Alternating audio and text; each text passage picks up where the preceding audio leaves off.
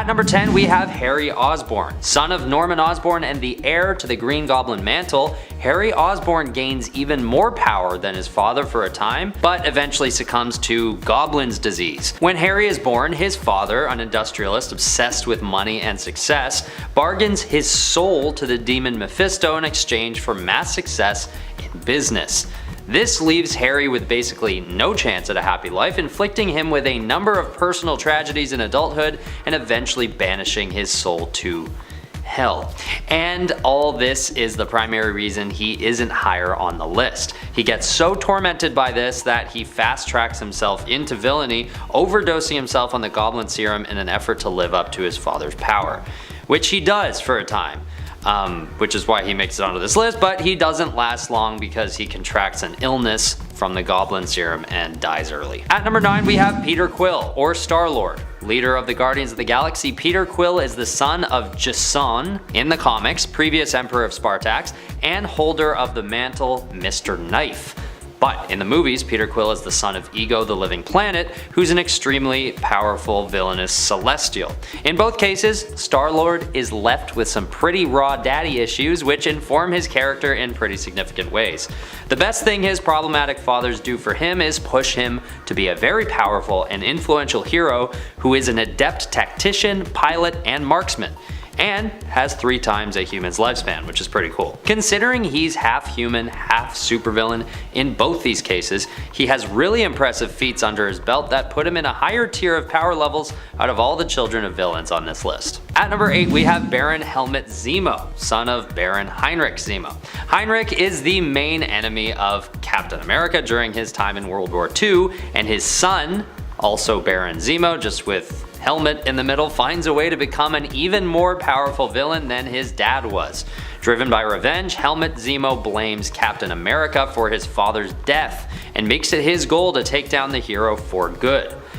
After taking on the guise of the Phoenix to take him down at first, he fails and then falls into a vat of adhesive X, which horribly disfigures him. Years later, he comes back as simply Baron Zemo, and then further down the line adopts the mantle of Citizen V, a more powerful version of a former adventurer that was killed by his father. A whole other slew of stuff happens in this guy's life, but the point is this 13th descendant of the Baron Zemo bloodline becomes more powerful and influential than his father and continues to pose a threat to Captain America through his influence on Hydra and beyond. At number 7 is Sabretooth, the son of a bad guy in all senses of the word. His father Zebediah isn't necessarily a supervillain, but he's definitely a villain through and through, so it counts well enough for this list.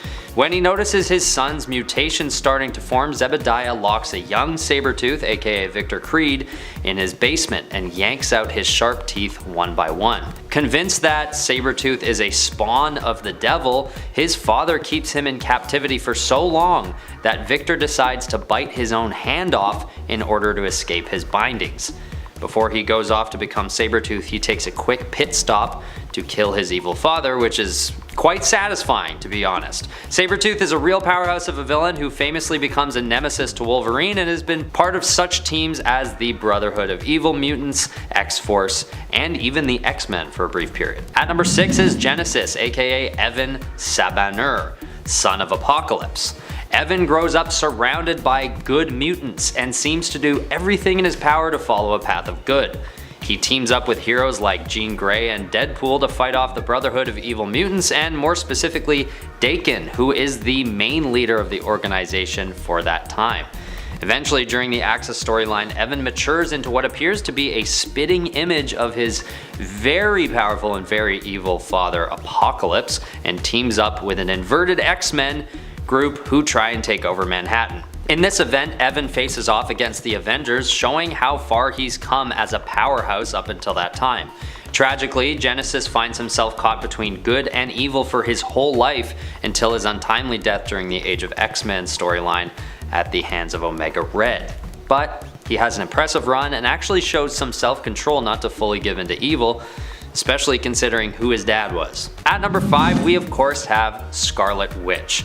This is a very commonly discussed case where this well-known hero has a very famous, or infamous, supervillain father named Magneto. And even though we don't get to hear anything of this origin in the MCU due to licensing rights, she is in fact the daughter of Magneto. Yes, her brother Quicksilver shares the same internal conflict as she does, having such an evil father, both of them starting as agents of Hydra and counterparts to the Avengers. But as Scarlet Witch matures and joins the good guys, she becomes one of the most powerful superheroes, not just in the Avengers, but in all the Marvel comics. Her ability to manipulate psionic energy, or magic if you will, offers such a dynamic range to the character and gives the Avengers a huge boost in their power levels as a team. Although her intentions have always been a little questionable considering her potential for evil down to her roots. Like, that one time in House of M when she says, "No more mutants," and literally wipes out the mutant gene just to get back at her father for being a bad dad. This both shows her spontaneous potential for evil, but also her extreme power, giving her a rightful spot right smack in the middle of this list. At number 4 is Carnage, son of Venom. Carnage is such a powerful spawn of Venom that Venom actually becomes terrified of Carnage, forcing him to actually team up with Spider-Man as a result. Carnage is known to be more powerful than Venom and Spider-Man combined after he faces off against both of them at once and wins. He also has plenty more abilities than Venom does, like his ability to see out of every inch of the symbiote, lift up to 80 tons, and create fully formed weapons from his symbiotic tissue, not to mention his psychic control. And that's only a few of the abilities because I don't want this list to drag on. He's an all-around more powerful version of Venom that I'm sure Venom sometimes wishes he'd never brought into this world. At number 3 is Hela. Hela is one of the most powerful villains, hands down, and she happens to be the daughter of the trickster god Loki. This isn't the case in the MCU where she's Loki's sister, but in terms of the comics, she most definitely fits on this list. And what's most interesting about this case is how much more powerful she becomes than her father. The case of Hela just shows how one's own experience can vastly outweigh the influence of their genetics, because I'd argue that Hela's power mostly comes from her experience being banished to Hell. After Odin sends her to her confinement in this dark realm, she gains a lot of her resentment and eventually becomes the full-fledged goddess of death. And most notably, her killing touch takes the cake in terms of power and puts her ahead of most of the other entries on this list. At number 2 is Galacta. Now, you may want to chew my head off for putting Galacta above Hela, but you have to hear me out. She is the earthly daughter of Galactus, and although she usually hides her ability, she still has the ability to consume entire worlds. There's no two ways about it. Just because she has an easier time controlling her hunger and takes on a pretty harmless looking human form doesn't mean that she is any less capable of destroying entire planets with little to no effort. It's just plain lucky for the humans of Earth that she uses her ability for good and travels the world consuming harmful beings and viruses instead, like the Skrull virus. This is one of those cases where perhaps Galactus' child isn't quite as powerful as he is, but even coming close to that, which she does, still puts her in an insanely high echelon considering how high the bar is for a being like Galactus. At number 1 is Thane, son of Thanos. Known to be just as powerful, if not more powerful than Thanos, Thane takes the top spot on our list without question. Going under the radar for years as something of a secret son of Thanos, Thane lived as an Inhuman on Attilan, but was eventually unleashed as an equally power-hungry villain to Thanos. Acquiring the Phoenix Force for a while, Thane's abilities only increased as he went on a deadly conquest to become the ruler of the universe. His left hand has a Death Touch ability which can change the fabric of existence on command, and his right hand has the Amber Encasement ability, which traps people in a state of being between life and death, where they're completely in his control.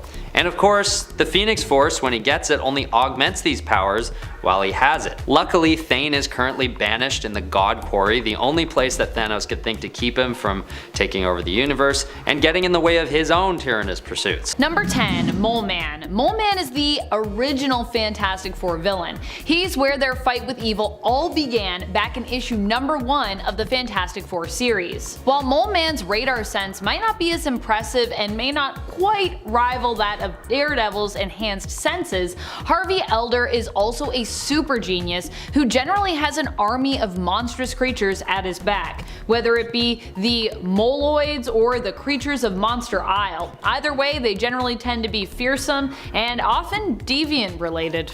oddly enough. And friends, before we move on to our next spot, if you are loving what we do here at Top 10 Nerd, please go check out our newest channel, Most Amazing Top 10 Anime. Number 9. TVA, also known as the Time Variance Authority. This power time regulating and maintaining order has also served as a Fantastic Four villain in the past. This was because the Fantastic Four were in essence kind of charged with breaking some laws of time, creating some temporal problems if you will. The Time Variance Authority, watching and governing over time as they do to ensure minimal temporal disruptions, are considered to be quite powerful in the Marvel multiverse. Although they aren't the only ones that try to rule over time, but we'll talk about that a little bit more later, perhaps. Number 8. Skrulls. It feels weird ranking the Skrulls so low on this list considering, they're a whole group, a whole cosmic empire of people. And they aren't just any old alien race either in the Marvel universe. The Skrulls are known for being one of the most capable and at times fearsome races. If you happen to have to go up against them, that is. Which is exactly what happened to begin with in Fantastic Four issue number 2, the second issue ever of the series, where the most fantastic first family of Marvel were pitted up against a Skrull invasion. Yep, the Skrulls wanted to invade Earth. Well, this would of course eventually happen. This time around it only took the Fantastic Four to kind of dissuade the Skrulls from invading Earth and kind of convincing them it wasn't really a great idea, at least not right now. They would return and for a long time in the comics would actually act as a recurring enemy to the Fantastic Four family, until now when a Skrull child, Nankala, would actually end up adopted into the family, becoming the adopted daughter of Ben Grimm and Alicia Masters Grimm following the events of Empire. Things really have come full circle now. Number 7. Impossible Man. Impossible Man has to be one of the weirdest Fantastic Four villains out there, and yet somehow he also happens to be one of the most powerful. He is a shapeshifter, but unlike the Skrulls, he hails from an alien race that is less well known over at Marvel Comics, especially as Impossible Man doesn't appear as frequently and hasn't appeared as recently either as the Skrulls.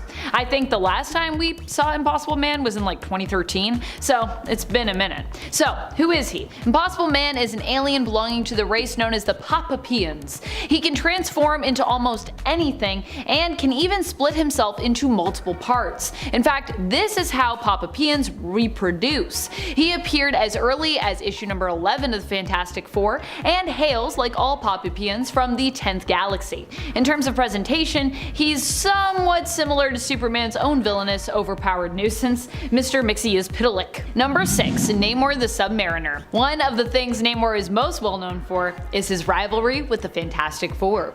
While Namor existed in the comics way before the Fantastic Four were ever introduced, he ended up as one of their first enemies in their own comic, appearing as early as issue number 4 in that original series. Here Namor becomes infatuated with Sue Storm and attempts to kidnap her, stealing her away from the team. In this way, Namor would always remain as kind of a complex individual when it came to his relationship with the Fantastic Four. While he has acted as a major villain in the comics to them before and to others, he's also provided aid to the team and to others, acting as a hero and an ally. In fact, during King in Black, Namor was even called upon by Sue to help battle Null and journey to the depths to reconnect with the eldritch empowered villains known as the Black Tide. Number 5. Galactus. Galactus is another super iconic Fantastic Four villain, especially considering the team's relationship and ties to Galactus' herald, the Silver Surfer. One of his heralds, at least anyways. Galactus is known as a planet devourer and is a massive cosmic being brimming with intense cosmic energy. It's also been said that his existence is one of the universe's constants, or at least one iteration of the universe and Marvel multiverse. Because, yeah, he currently isn't around. At one point, even Franklin Richards, though, does become an alternate version of Galactus in a future. Currently in the comics, Galactus is no more, though, having been defeated and permanently killed by Thor during his confrontation with the Black Winter, with Galactus' helm being used as Thor's new throne room. So, it just goes to show, even some of the most giant of villains can fall, and fall he has. And just because you're the biggest and baddest, it doesn't always mean that you're the most powerful. Number 4. Molecule Man. Molecule Man was once one of the most powerful opponents and enemies of the Fantastic Four, and many other heroes in the Marvel multiverse as well. Initially, the only way the Fantastic Four could first defeat him was by Reed Richards, Mr. Fantastic, discovering a weakness of Molecule Man's, that Owen Reese's Molecule Man could not manipulate the molecules of living things, organic matter. But over time, even this rule would change and be broken. It would be revealed that this limitation was not actually real, but merely one imposed on Owen Owen by himself, having placed mental blocks in the way that made him believe he could not manipulate organic matter. He's been shown to have overcome this mental block for a time, and at that point he was likely one of the most powerful beings in all of the Marvel multiverse. Or I guess I should say from that point on, because even up until the end of Molecule Man, I would say he was one of the most powerful beings that we had. Number 3, the Griever at the end of all things. The Griever at the end of all things was someone who proved their power almost instantly in the comics. Like, as soon as they appeared, they were like, this is where I am on the ladder of power. A kind of one-up villain, if you will. She was the one who managed to defeat Molecule Man for good, killing him during his time adventuring with the Fantastic Four when he aimed to fix the multiverse with Reed Richards, Franklin Richards, and of course the rest of the FF. And the Griever actually killed Molecule Man apparently like super dead. Like, normally Owen Reese can kind of come back, but apparently this is like a death you can't come back from, if you will. The Griever at the end of all things described herself as basically being inevitable, saying that her purpose was to watch as everything from the edge of eternity died and witness and mourn its passing. We haven't seen her since then, I don't think, but she seemed pretty cool and she did a pretty crazy thing, so I feel like I'd be remiss to not mention her. Number 2, Kang the Conqueror. Kang the Conqueror might be better known for being an Avengers villain, but they aren't the only ones who have tangled with the time-traveling villain. Kang is also a villain intrinsically tied to the Fantastic Four via the Richards family, with it even being believed that Kang may be a future descendant of Reed Richards, with his name being Nathaniel Richards in his initial iteration before he evolves a few times to eventually become Kang. And even if he isn't related to Reed, he's also rumored to be related alternatively to another, even more powerful and iconic villain of the FF. As we've seen in the comics, while 2 Kangs may stand a chance against this villain, who takes our number 1 spot, 1 Kang is likely not enough. Who is the number 1? Who is the person that could also be related to Kang? Number 1, Doctor Doom. Doctor Doom definitely has to be one of the most powerful foes of the Fantastic Four, if not the most powerful, which is why I had to give him our top spot. And he's also known for being one of the most iconic villains of the Fantastic Four as well. Doom, while seemingly just a man in a metal suit, is actually much more than that. He's a genius, a political powerhouse, sometimes a gentleman, and is also extremely gifted in the art of magic. He traveled back in time to train with former pupil of Merlin himself, Morgan Le Fay, also known for her immense magical power in the Marvel Universe. Doom has been powerful enough to even be considered a potential candidate for the role of Sorcerer Supreme, and when acting as a hero, has shown the strength of his will and his might, being bold enough to save the Marvel multiverse in the events leading up to Secret Wars, and becoming God Emperor Doom of his own battle world during that event, and being brave enough to take on the role of hero Iron Man after Tony Stark was left comatose following the events of Civil War II, becoming known editorially as Infamous Iron Man. Number 10, Nicholas Trask. We're starting off this list with a regular human, but that doesn't mean he isn't important. Nicholas Trask is a crime lord and gangster, and it was his villainy that actually created the She-Hulk when she first appeared in Savage She-Hulk #1. Not only that, but he is actually responsible for the passing of Jennifer's mother and best friend. He ain't a good dude. When Jennifer was defending another gangster in court, one who was double-crossed by Trask, Trask nearly ended her life as well. And on the second attempt at her life, she was exposed to the gamma radiation that transformed her into She-Hulk. Similar to how her cousin Bruce Banner became the Hulk. But he's still just a plain old humie, so number 10 for you, Nicholas. Number 9, Clockwise. Anyone who messes around with time has a power that can be potentially very powerful. Clockwise was a time-traveling villain from the Earth 6023. While he is a regular human, he wears a special suit that gives him his powers of limited time travel back and forth through time. He also uses a weapon called the Retroactive Cannon, which gives him the ability to erase heroes from existence. A pretty alarming thing to be able to do, to say the least. When he first appeared in She-Hulk Volume 2 #3, he infiltrated the Time Variance Authority. Yes, the TVA, while She-Hulk was there on trial, and using his cannon, he began eliminating some heroes. Luckily, She-Hulk was able to beat him, but we honestly don't know much else about him at all. I hope he shows up again because, I don't know, I think he's got some potential. Number 8, Ultima. First appearing in Savage She-Hulk #9, Ultima is one of She-Hulk's better rogues gallery members. Ultima Wordman, yes, that's her actual name, is the daughter of a cult leader named The Word, and she dated a man who was part of said cult called Randolph Harrington. Now unfortunately for Ultima, Randolph wasn't really a fan of cult life and wanted out. His parents hired Jennifer Walters as a lawyer to help. So obviously Ultima ain't too friendly with Miss Walters already. Ultima had super strength, speed, and durability, and is a really good hand-to-hand fighter, which she utilized to at least match Jennifer Walters in fights a few times. She could also use the two she had been a part of to help her in those fights, because having backup always helps, obviously. In the first few conflicts though, she ends up being paralyzed by She-Hulk. That didn't stop her as she just went away, recovered, and came back with a new So yeah, she is pretty dangerous for Miss Hulk. Number 7. Ruby Thursday. Every hero has got their weirdo villains. Honestly, She-Hulk has a bunch, but the one that gave me the most pause would be Thursday Rubenstein, aka Ruby Thursday. Her powers are, well, interesting. Ruby's head has been somehow replaced with a mass of organic circuitry that allows her to fire energy blasts, create tentacles and blunt weapons, shapeshift into disguises and other forms, and her head can even completely detach from her body and fly around dodging attacks and stuff. All those powers are just from her head, in case that wasn't clear. She is also considered to be one of the most intelligent people on the planet, great with engineering, physics, and computers. Ruby Thursday first appeared in Defenders number 32 as part of a team of villains called the Headmen, and after her fights against the Defenders, Ruby appeared in Sensational She-Hulk number 1. In this story, She-Hulk and Spider-Man find out that Ruby has decided to try and steal She-Hulk's body in order to replace a fellow member of the Headmen's body. Right? That makes sense. And after they get defeated, her and the Headman would later try the exact same thing, but with Spider-Man's body instead. I thought she was smart. Doesn't really seem like it. Number 6. Behemoth. Manfred Haller is a strange one, to say the least. Manfred was a hydraulics engineer who created an exoskeleton that gave its user super strength.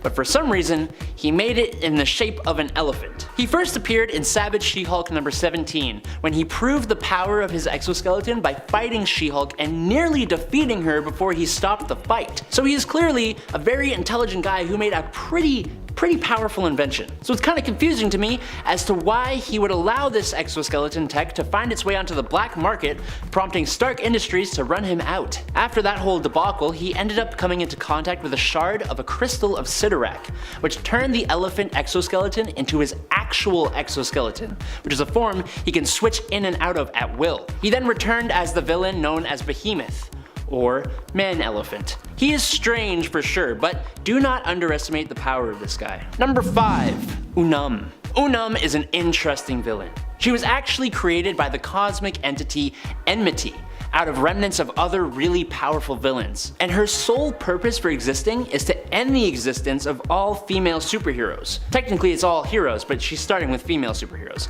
She is a 10-foot tall tower of power wielding a giant axe, and she is honestly kind of scary. She first appeared in She-Hulk Cosmic Collision number 1, in which she de-lifed one of the most powerful heroes on an alien planet called Yor. And then she jumped to Earth to come whack our lovely She-Hulk, who fights alongside Jacinda. Now, how can a being like this be destroyed by She-Hulk? Yeah, She-Hulk's strong, but I think it was her lawyering that was her superpower here, as she convinced Unum that Enmity is just using her, which caused Unum to rebel and destroy herself. Well played, Jen. Well played. Number 4.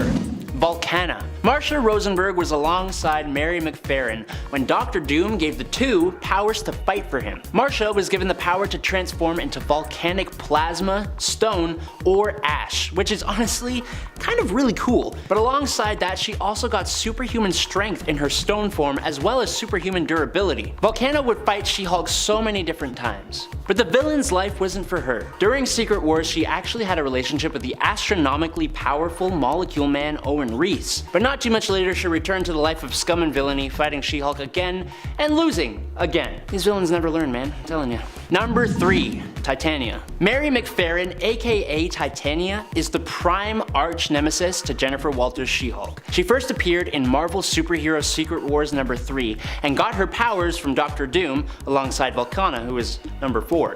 Her main thing is that she believed that she was the strongest woman on the planet, which was taken away from her after She-Hulk beat her silly in their first fight. Instead of just giving up and accepting her defeat, Mary began obsessively training to beat and be better than She-Hulk. While she came close so many times, I mean, She's the villain, so she is unfortunately fated to lose. She even came to possess the Power Stone at one point to fight She-Hulk, but again, she just couldn't quite cut it. Interestingly though, she actually is married to another villain on this list. One who has some interesting absorption powers. And together they join Baron Zemo's Masters of Evil. She also has tried to live a normal life for a time, but that didn't work out. Too bad, so sad. Move on with your life. Come on, let's go. Number 2, Absorbing Man. The man who would become this overpowered villain first appeared in Daredevil number 1, but it wasn't until Journey into Mystery number 114 that he gained his powers. Absorbing Man has the power to take on the properties of anything he touches. He was able to mimic the properties of Thor's hammer Mjolnir, the strength of Thor himself, and also the power of the Odin Force. And he has even become pure gamma energy at one point.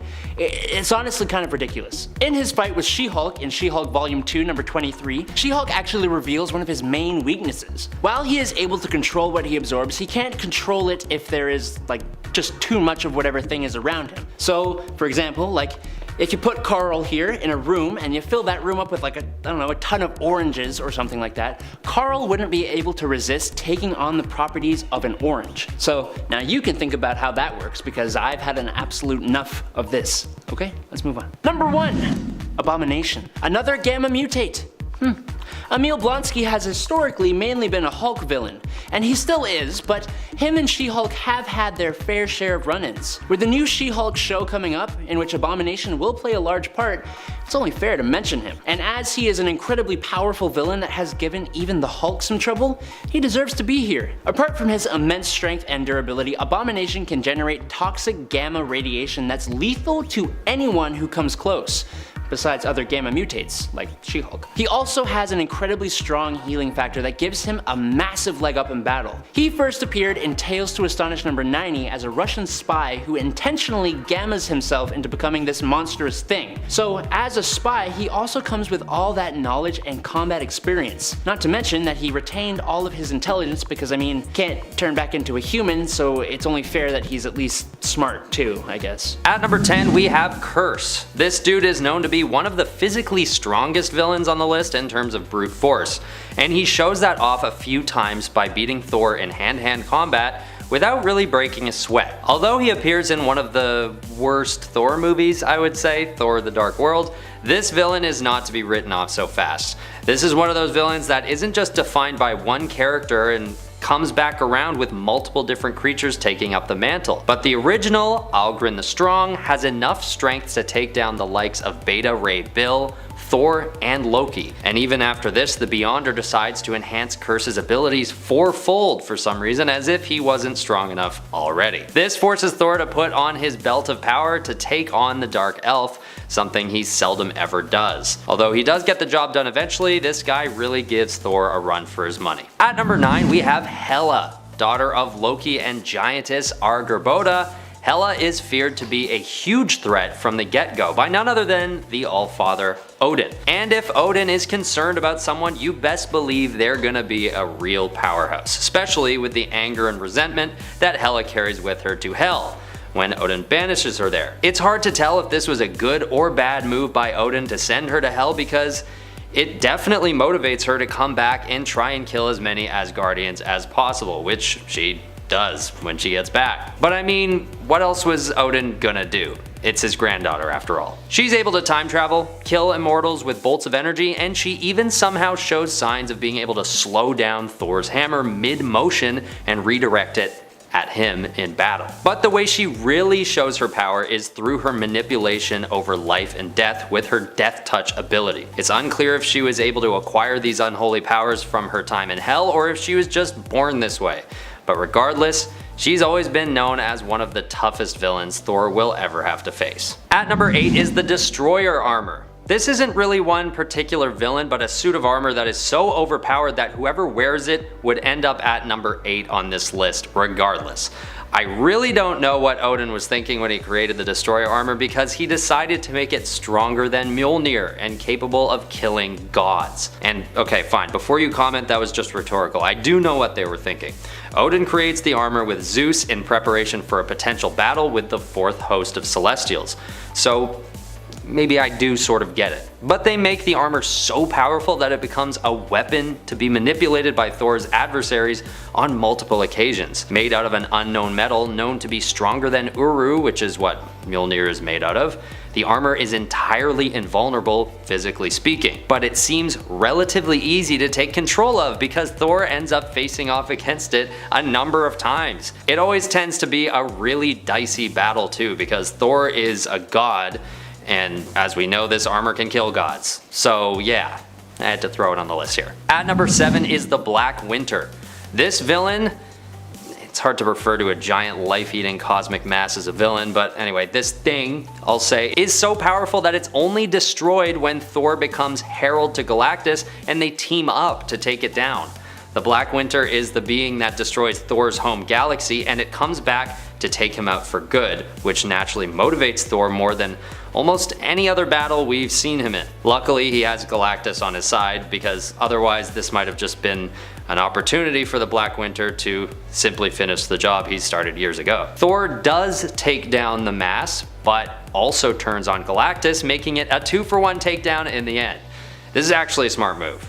You can't trust Galactus for too long. He's too hungry for worlds, I think. At number 6 are the Frost Giants. This entry deals with not only one villain, but a whole army of them that seem to always be biting at Thor's heels. Although these guys are almost always taken down by Thor as a result of every encounter, they are pretty relentless and extremely powerful, all things considered. Led by Laufey, king of the Frost Giants, this horde is able to control the environment, most notably any settings that feature ice and snow, but the most powerful out of this immeasurable force is Ymir, an ancestor of the Frost Giants and powerful elemental who basically can freeze anything he touches.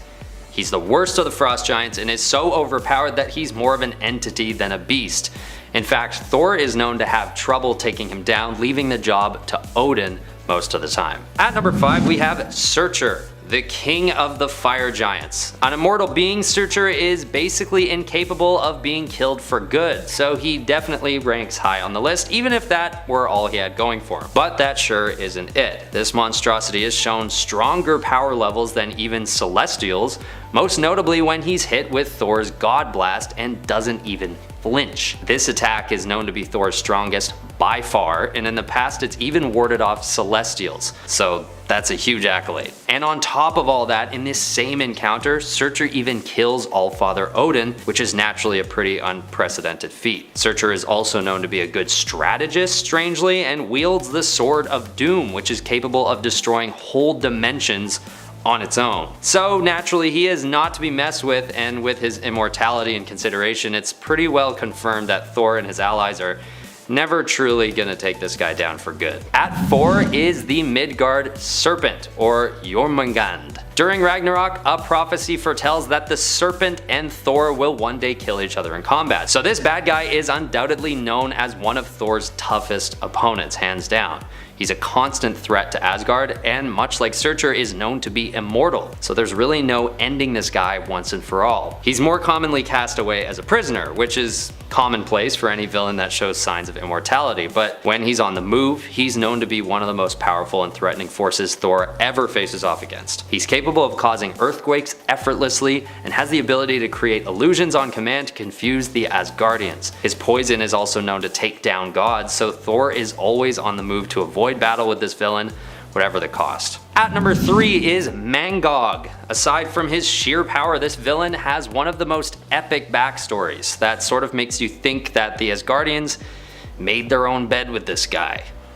Figuratively speaking. You'll get what I mean in a sec. Mangog is pretty much a representation of a whole race of people that Odin wiped out years ago. So this beast is able to harness the vengeance of billions of people and concentrate it all into his lust for destruction and revenge on the Asgardians. He even survives a supercharged attack by Thor at one point that is set off when he sticks Mjolnir down the beast's throat during battle. Mangog's accolades are defeating Odin, Thor, as well as even the Destroyer armor, which we already explored, as being one of the most powerful forces in existence. Although this beast is basically a personification of Odin's past mistakes, we still hope that one day they can make amends with Mangog once and for all, as unrealistic as that might be. At number 2 is the one and only Gorr the God Butcher. This formerly harmless looking alien is originally from a people that believe deeply in the spiritual and more specifically in the existence of gods. But when Gorr's whole family dies off one by one, he is completely grief-stricken and left denying the existence of gods altogether. After he's forced out of society by his people because of this newfound belief, or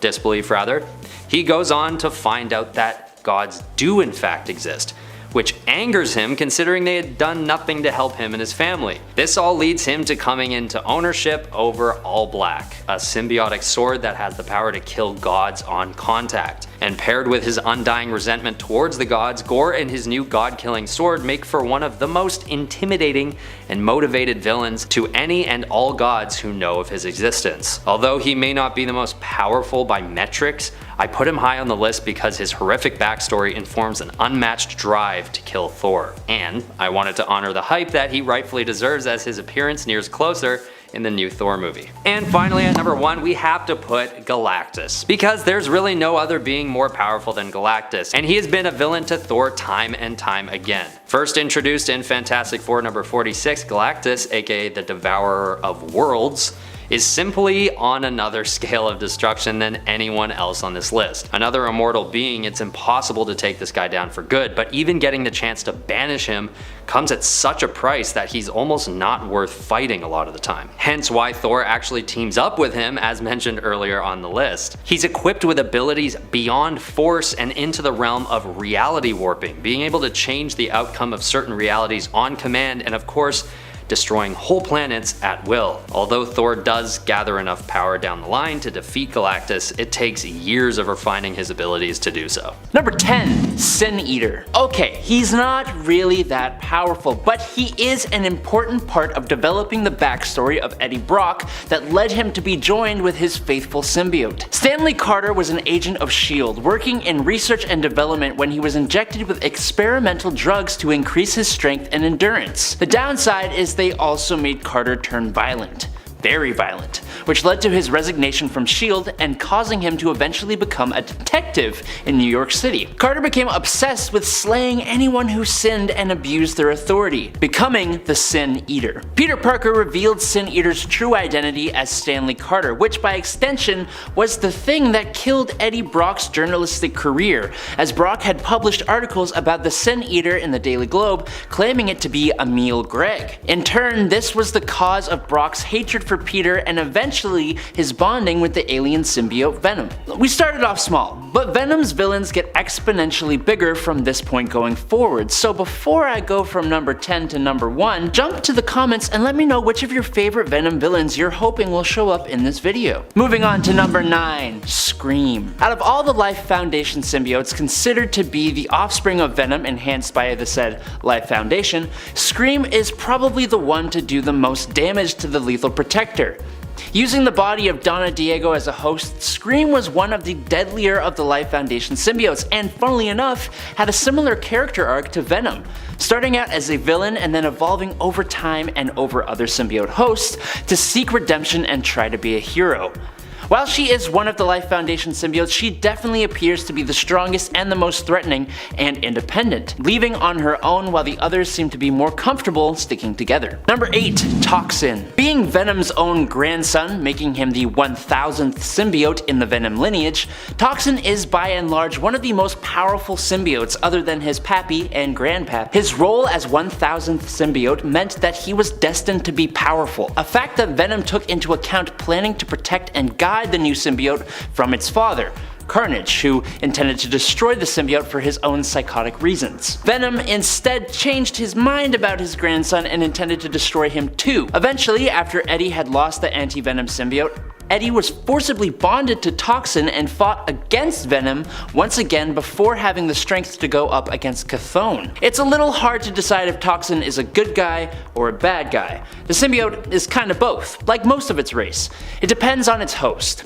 He is undoubtedly though very powerful, but young and therefore inexperienced compared to others. Number 7. Poisons. The Poisons are a species of unique aliens coming from the universe of Earth 17952. The Poisons spent a lot of time as prey for larger and stronger creatures, but that all changed when it was discovered that they had the very useful ability to assimilate symbiotes and their hosts to become more powerful. While hunting the Venom symbiote, the Poisons were discovered by an alternate version of Doctor Strange who had bonded to the symbiote, who had bonded to Venom. This Venom Doctor Strange proceeded to recruit an army of venomized superheroes, anti-heroes, and supervillains from across the multiverse to stop the Poisons. But I don't really know why he thought that was a good idea, because the Poisons are literally capable of taking over symbiotes, and they saw this as an opportunity to swell their ranks, something they did a very good job of doing. They are a fearsome foe and one that takes a lot of different Venoms to fight, all of which can be read in the 2017 Venomverse and Edge of Venomverse stories. Number 6.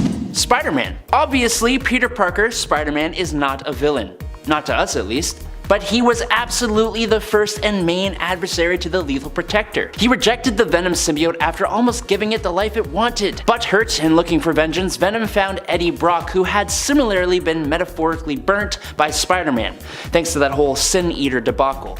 And the two teamed up to take the web head on, becoming one of the biggest and most persistent members of Spider-Man's rogues gallery, and by extension, making Spider-Man one of Venom's #1 enemies. Their rivalry persisted through everything, and even when Venom took on a more heroic standpoint, the symbiote still appears to be hella salty about his past with Spider-Man, never truly letting it go. Their rivalry has been shown in tons of alternate stories like Spider-Man Reign and a bunch of what-ifs where Venom finally gets to successfully bond with Peter. Number 5. Grendel. The symbiote god Null didn't just create living swords and regular normal symbiotes during his fight against the light.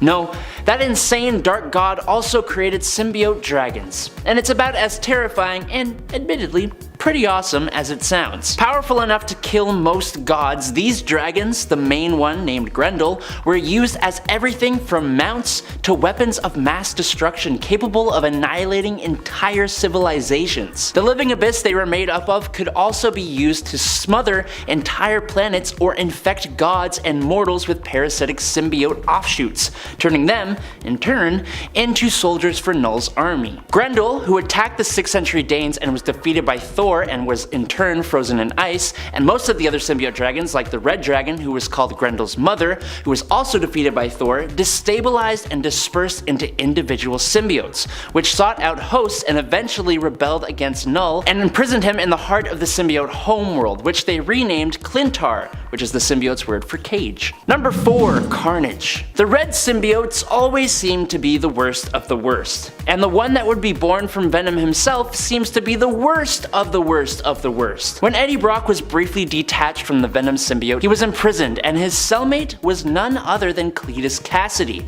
a psychotic murderer serving 11 consecutive life sentences on Rikers Island. When Venom showed up and bust Eddie out of prison, it produced its first offspring as a result of Thanos seeking the Infinity Gems out in space. This offspring would be Carnage, and it was left in the cell when Venom and Eddie escaped, bonding with Cletus Cassidy through a wound in his hand, meaning the bond they formed was on a blood level and would be nearly impossible to break. Despite that, there have been other characters that have taken on the symbiote.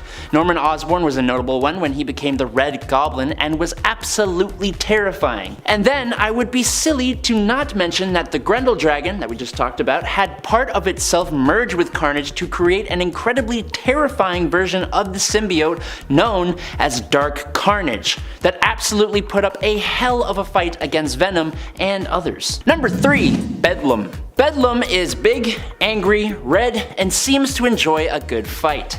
Like I said before, most red symbiotes seem to be just a big old pain in the bum, but this one is a king in black, and that makes him just a smidge bit more upsetting to deal with. Not only that, but Bedlam seems to be the attack dog under the orders of another much more intelligent and nefarious king in black. So far, he has shown capable of giving Eddie a run for his money, constantly beating up another king in black in a weird symbiote garden outside of time, and he has most recently used Eddie Brock's face through the symbiote hive mind to strike strike fear into the heart of Dylan Brock. But just like the number 1 spot, we gotta wait until we can learn more about him, as he has only recently just appeared. But before we get to number 1, it's gotta be number 2. And that number 2 is Null, the literal eldritch god of all symbiotes, their creator, existing before the current version of the universe even came to be in the black void of nothingness. One of his very first acts after he was awoken by the light created by the formation of the universe was creating the all-black Necrosword, the very first symbiote, and using it to slice the head clean off of a Celestial. Using that head, he empowered both himself and his edgy living weapon. He would wage war against the light, becoming a legendary figure of divine terror, but eventually found himself stranded on a nameless planet after Gore the God Butcher witnessed his defeat at the hands of another god and stole his blade and unwittingly followed in his footsteps. Null would end up trapped within the symbiote homeworld of Clintar, and when he escaped, it was definitely not a good time for anyone involved in his battle against the heroes in 2018 to 2021. And in at number 1 is Meridius. Now, forgive me for the lack of information on this one, but Meridius is an extremely new villain, being the one pulling the strings behind the events of the current Venom run. When Eddie Brock became the new King in Black, he began to play with the ability to switch from symbiote to symbiote within the symbiote hive mind, with just a thought. And then he pushed it even further, trying to see if he could move not only through space, but through time. Now this eventually leads him into contact with other Kings in Black throughout time, and to the one King in Black who is working with many not so nice characters, including Kang the Conqueror and the Life Foundation, towards some evil plot that at this current time is not fully known. What we do know is that he seems to have a control and understanding of the time stream and is using it to confuse the hell out of me, Eddie Brock, and Dylan Brock. Number 10, Venture. First up, we have this cyborg from the future. We first met Venture when he was going by the name Queeg and living in the ruins of Nueva York. Other post-apocalyptic people who talk about him say that he is one of the greatest hunters in the world in his time. He's not technically from the 2099 timeline, otherwise known as Earth 928, but is actually from an alternate possible future timeline that has been designated Earth 15,329. This timeline was created when Miguel O'Hara became trapped in our present day and couldn't get back to his version of the future. Miguel was able to create a portal that would let him travel to the future for 10 minutes at a time, but Queeg found out about this and set up camp in the future, waiting for the portal to open so he could go to our present day. And yes, I know how convoluted this sounds. This is why I generally don't like when Marvel tries to do time travel stories. When Queeg got to present day New York, Miguel recognized him as a villain from the future called Venture. Having not yet experienced this, Queeg was confused, but eventually decided that he liked the name so much that he adopted it, making Spider-Man kinda responsible for naming the villain through some weird time travel paradox. Venture is a gifted hunter and strategist whose cybernetic enhancements grant him increased strength and allow him to keep up with and go toe-to-toe with Spider-Man and the 2099 version of Captain America. He has had 5 appearances in the 2099 comics and therefore hasn't gotten a chance to show how capable he really is, but perhaps he can earn a higher spot in our future, which would of course be his past. Number 9, Vulture 2099. In the 2099 story, New York kept expanding and eventually ran out of room, so they began building upwards instead. The more wealthy citizens got to stay in the new upper city while the poor and downtrodden were left in the old undercity. In order to survive, they formed various gangs, or cliques as they refer to them as. Some of these cliques are the Throwbacks, the Scavs, the Trumps, and the Thorities. The largest of these groups are called the Freakers, and they are led by the 2099 version of the Vulture. Like the original Vulture, this guy uses a winged flight suit in order to take to the skies and attack his enemies. He doesn't seem to have the intelligence of the original Adrian Toomes, so it is unlikely that he developed the wingsuit himself, but however he attained it, he makes good use of it. Unlike the original Vulture, his wings are sharpened to a razor-sharp point, allowing him to swoop down and instantly instantly behead his enemies. He first appeared in Spider-Man 2099 Volume 1 Issue 6, where he rescued Spider-Man from the futuristic private police force known as Public Eye in hopes that Spider-Man would help him destroy the evil Alchemax Corporation so he could have control of the skies. Any inclination Spider-Man had to help the Vulture with his goals was quickly destroyed when he discovered that the Vulture had been cooking and eating the bodies of his fallen foes. As he said in his second appearance in Spider-Man 2099 Issue 7, "Oh come on, Spider-Man, didn't you ever hear of finger foods?" Number 8. Jigsaw 2099. Originally known as Multifractor, this villain was a Gravball player, whatever the hell that means, who made a turn to crime as an enforcer for the Cyber Nostra group. He was an experienced combatant who was able to effectively stand up to the 2099 version of the Punisher before eventually being killed by the futuristic anti-hero. His body was found by a mortician who had made a really bizarre career pivot into being a veterinarian. For some reason, this made him capable of bringing Multifractor back from the dead. He replaced one of the villain's arms with that of a gorilla and the other with a robotic one sporting a massive razor-sharp hook. He also seems to have giant goat legs for some reason. Despite being able to bring a dead guy back to life, the vet was unable to make the end result cosmetically pleasing, but Multifractor actually really dug his new look. He went after the Punisher again, but had adopted the name Jigsaw due to his stitched-together appearance. He was a formidable foe for Punisher, but was eventually defeated and found by a gang who he took control of and led until ceding leadership to his old boss, the Fearmaster, but more on him later. Number 7. Tiger Wild. One night in the country of Latveria in the year 2099, a portal opened, spitting out a man dressed as the long-disappeared ruler of Latveria, Victor Von Doom. Despite the fact that the man under the mask was far too young to be the real Doom, he somehow had all the original's powers and memories. He set about reclaiming his throne as he soon discovered that the country was under the control of a dictator named Tiger Wild. Tiger had been a high-level executive for the evil Alchemax Corporation before leaving the company and taking over Latveria. Although he had saved the nation from being taken over by the corporate forces that had seized control of many of the planet's other nations, he now ruled the nation with an iron fist, squashing any who dared oppose his rule. Doom used his power armor to cut through Tiger's security to get to the new Latverian ruler. He confronted him, but was shocked when Tiger turned out to be a cyborg with enhanced strength and the ability to redirect the energy in Doom's suit to overload him and take him out of commission. He removed Doom's mask, seeing that this man who seemed to have all of Doom's memories was not disfigured. He took the opportunity to make the new Doom more historically accurate before having him sent away. It was only through the help of Wild's tarot reader, Fortune, that Doom was able to survive, upgrade his equipment, and eventually overthrow Wild. There are other 2099 villains more powerful than Tiger Wild, but the fact that he was able to take over a country and defeat Dr. Doom in combat makes him worth mentioning. By the way, Doom isn't on this list as he doesn't really do anything too villainous in the 2099 timeline. Number 6. Fearmaster. Daryl King was a board member of the dictatorial Alchemax Corporation in charge of the private police force known as Public Eye Unlimited. At the same time, he was also secretly leading the criminal cartel known as Cyber Nostra, proving that even in the future you need two jobs to make a decent living. Daryl used his unique position to play both sides and enrich himself while avoiding detection, going under the alias Fearmaster for his criminal activities. He was given a mutated hand by an alien entity called Kelmizedek, which let him calcify or turn people's flesh into minerals such as gold, stone, and everything in between. It also let him de-age people. He called this power the Midas Touch, and used it to create a display room called the Endymion Room, where he kept the altered dead bodies of all the women he had touched and transformed over the years. He was one of the main antagonists for the 2099 Punisher, although he mostly fought the Punisher with his connections and by sending hired assassins after him rather than directly confronting him. Even so, he is a powerful villain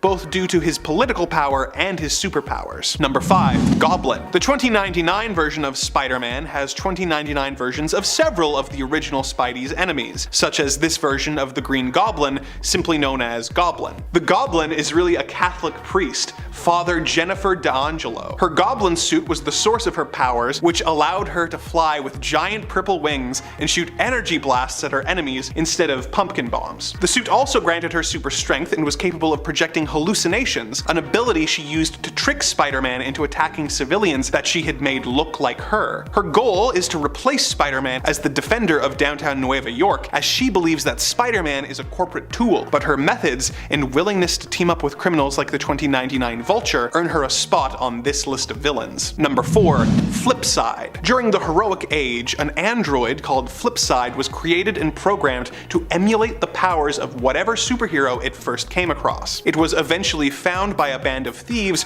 who believed the robot was broken. It was actually still in scanning mode, trying to find a hero that matched its records. When Flipside encountered the Spider-Man of 2099, he scanned him but had trouble recognizing him as he clearly was not the original Spider-Man he had on file. In order to complete its objective, the android combined the templates it had on file of the original Spider-Man and the original Venom to create its personality and power set. He came to life and jumped into Spider-Man's arms, declaring himself to be Spidey's new best friend. The merged personalities caused him to become psychotic, telling Spider-Man, "I'm gonna be your bestest friend for the rest of your whole life if that's okay with you, and if not, well fine, then I'll kill ya." When Spider-Man rejected him, Flipside began using his powers to kill all the nearby scavengers, seeming to shrug off their bullets. Spider-Man managed to defeat him, but once he left, Flipside merely reassembled himself and kept killing the scavengers. Number 3. Electro 2099. This version of Electro is actually an android who was designed to be a construction worker. Unfortunately, his masters were not satisfied with his work, and much like the bosses here at Top 10 Nerd do when they aren't pleased with our performances, the android was sold to torture experimenters. No, really,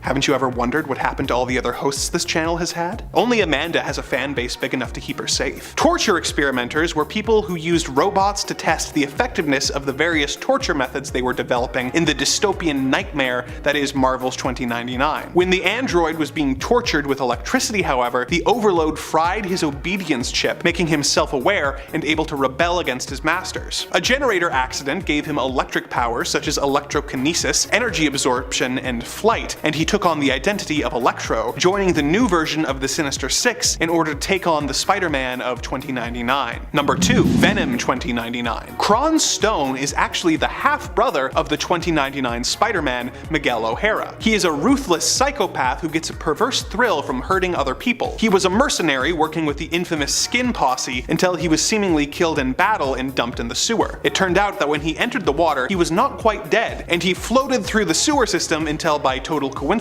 he came across the Venom symbiote that had caused Peter Parker all those troubles years ago. The symbiote had been hiding for years, maturing, but once it bonded with Kron, it transformed him into the new Venom. He possesses all of the original Venom's powers, such as super strength, agility, web slinging, and the like, but as the symbiote has had more time to mature, it has also developed more powers that this Venom can take advantage of. The new Venom has acidic blood and saliva, not unlike the xenomorphs featured in the Alien series. He devoted himself to destroying the new Spider-Man's life by trying to kill him and his loved ones, even managing to fridge Spidey's love interest, Dana. Spider-Man soon discovered Venom's weakness to sonics and used the city-wide intercom system to defeat and capture his estranged brother. Number 1. Brimstone Love. In the 2099 timeline, one of the most twisted and evil sources of entertainment is the Theater of Pain. They used human misery as the main attraction, putting on sadistic displays for the crowd. Their leader is perhaps the most evil and ruthless of them all, Brimstone Love. He claims that he draws his power from the molten core of the earth, and he channels it into his powerful pyrokinesis. He used this ability to easily burn through the steel walls of the 2099 X-Men's headquarters and fight the mutant Skullfire. While Skullfire was able to draw his power from nearby energy sources, he soon exhausted all the nearby energy and was soon defeated by Brimstone, who has no limit to how much fire he can cast due to his source of power being the earth itself. In addition to his pyrokinesis, Brimstone Love also has super strength and durability and teleportation powers, which allowed him to hold his own in a fight against the entire X-Men team, only being defeated once one of his own team turned against him and used the Theater of Pain's telepathic technology against him in X-Men 2099 issue 25.